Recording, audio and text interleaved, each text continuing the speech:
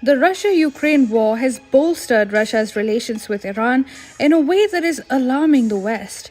For decades now, Iran has been at the receiving end of crippling sanctions targeted by the West. The main reason why Iran remains an enemy number one for the US in the Middle East is Tehran's nuclear weapons program. Yet Iran has survived. In fact, the maximum pressure campaign used by the Trump administration too has been partially defeated by the theocratic Iranian regime.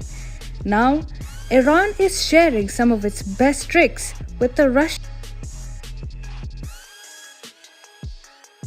According to Politico, Western diplomats have sensed collaboration between Iran and Russia.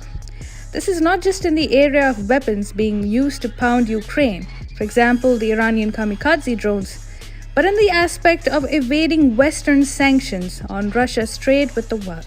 The report mentions a series of recent meetings between senior Russian and Iranian officials, including Iranian Central Bank Chief Ali Saleh-Abadi and Deputy Economic Minister Ali Fakhri, involving laying the groundwork for that collaboration between Russia and Iran. Russia is one of the world's largest energy exporters and the largest oil exporter to global markets. Needless to say, its economy is strongly dependent on energy exports, especially as Russian weapons exports were already hindered by Western sanctions. But Russia has found ways to stay afloat.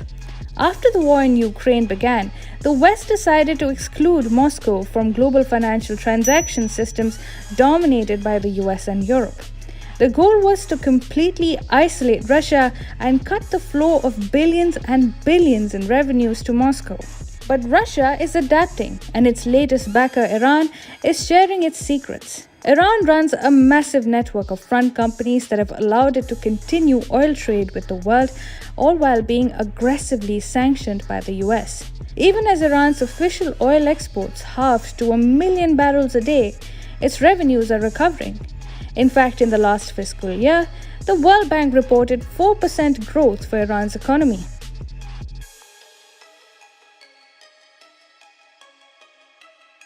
Somehow, Iran is still selling its oil to the world and still making money through international transactions.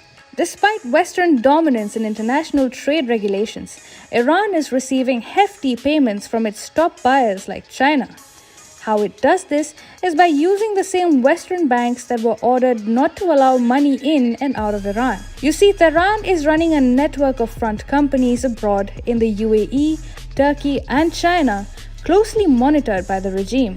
These front companies are running transactions through Western banks like Germany's Commerzbank and Deutsche Bank, as well as Citigroup in the US. In fact, the US claims that Iran is running an oil smuggling ring that ultimately funds the Hezbollah terror group in Lebanon.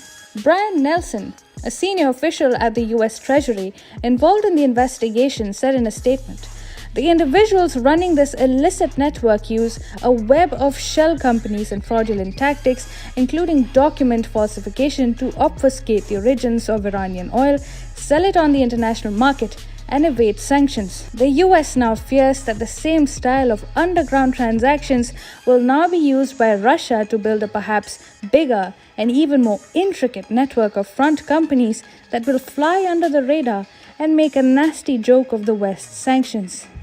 If Russia is indeed successful, the West would find itself in a tricky situation.